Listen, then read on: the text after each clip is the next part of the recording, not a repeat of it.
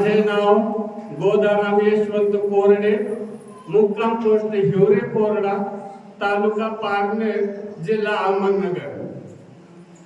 मी 13 वर्षापूर्वीच मणक्यातून गेलेला माणूस होतो. आता इथं जर कोणी मणक्याचा आजारावाले असलं तर त्याला अनुभव असेल की मणक्याचा आजार किती खतरनाक असतो. सुरुवातीला छोटे मोठे दवाखाने केले, देवलसी केले, नंतर ते चोळणारे नसतात का इकडे तिकडे चोळून ते बसविण्याचे करतात ते प्रकार केले, कुठेच गुण नाही आला. 2-3 वर्ष याच्यातच गेले. जामनगरला, जा शिर्डीला, नंतर आपण म्हणले पुण्याला जावं लागेल.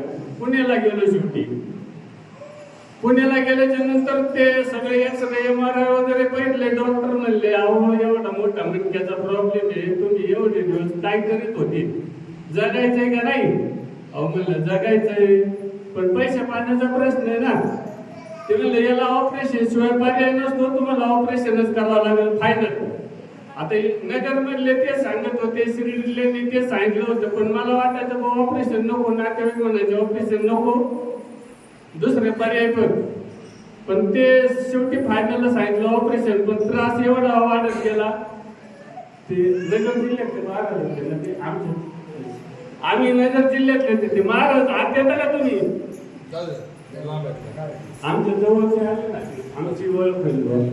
तर आम्ही पण नगर जिल्ह्यातले, अहमदनगर जिल्ह्यातले, त्यांच्या सारखाच पण माझा खूप खतरनाक अनुभव आहे.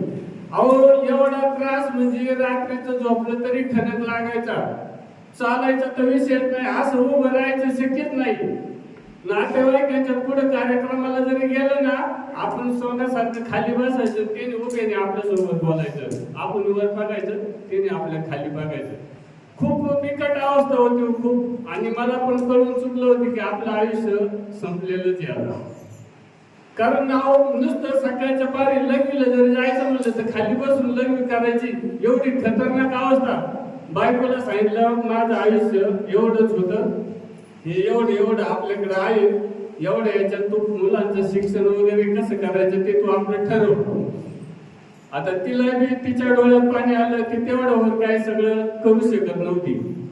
पण बघा मी नंतर असं ठरवलं की एक ऑपरेशन तर करून बघू. आता शेवटच्या डॉक्टरांनी ते सांगितलंय, त्यावेळेस 80,000 रुपये सांगितले होते, म्हणजे 2013 मध्ये.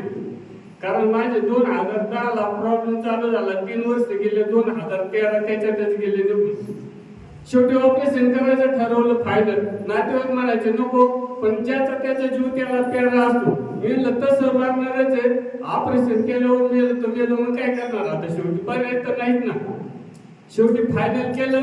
आणि बघा एक काय म्हणतात ना, एक प्रारब्ध असं असतं की जर नशिबाने साथ दिले आणि देवाची जर कृपा झाली ना, तर देव बरोबर आपल्याला मार्ग दाखवतो, पण आपण त्याच्या मार्गावर असलो पाहिजे. एक खूप मी तर म्हणतो त्याला, तो एक सुभाष बाप्पांच्या रूपाने, दत्त महाराजांच्या रूपाने मला भेटला आणि ते सांगितलं तू ऑपरेशन करायचं ठरवलंय फायनल ना, तू कर, पण माझं येण्याचं ऐक, एकदा मलकापूरला जाऊन ये. त्याला विचारलं काय असतं मलकापूरला, काय नाही म्हणले. एक महाराज आहेत, त्याला दत्त प्रसन्न होते, त्यांचा आशीर्वादाने तिथं बरे झालेले, तू एकदा जाऊन ये. मला पण ते वाटलं आपले 80,000 रुपये वाचतील, देवाची थोडी श्रद्धा होती. मी आलो मलकापूरला, आलो, भली मोठी लाईन लागलेली. आलं म्हणलं आता या लाईन उभं राहणं तर शक्य नाही, आपला मेन प्रॉब्लेम तर तेच आहे ना, उभं राहायचं म्हणलं तर जमत नाही. पण मला आता एवढं लांबून आलो, जर नाही दर्शन घेतलं तर खर्च फुकट जाईल. बरं राहिलो उभा राहिलेला, म्हणलं जावा, जवळ दम निघत जवळ राहू, नाही दम निघला तर मागे निघून येऊ, लाईनीतून बाहेर पडू. जरा माईक लावून घ्या थोडं. हॅलो, हा. तर लाईनीतून बाहेर येऊ असं ठरवलं मी निश्चित, आणि लाईनीला उभा राहिलो. पण मी त्या लाईनीला उभा राहिल्यानंतर खरंच त्या खूप म्हणजे खूप उपकार आहेत त्यांचे, की मला कसं काय माझ्या काहीच लक्षात नाही राहिले. मी लाईनीला राहिलो, महाराजांचं दर्शन घेऊ, तर महाराज मला काही समजलं नाही. मी जे दर्शन घेऊन बाहेर गेलो ना, त्यावेळेस आपण 3 तास लाईनला उभं राहिलो होतो. त्यावेळेस खूप गर्दी राहायची, तर 3 तास उभं राहिलो, बाहेर गेलो आणि पाहिलं आपल्याला कसं काही नाही झालं. पाईप झटपट सगळं क्लिअर आहे. इतक्या लवकर कसं आपल्याला गुन्हा आला असेल भाऊ? पण माझी येता वेळेस श्रद्धा होती की भाऊ मला इथंच गुण येईल भाऊ आणि आपल्याला ऑपरेशन करायची गरज पडणार नाही. तर तुम्हाला सांगा, तुम्ही 2013, 14, 15 म्हणजे 15 पासून येतोय. आज 10 वर्ष कंप्लीट झाले माझे 80 खेतीच्या वर खेती झालेली आहे.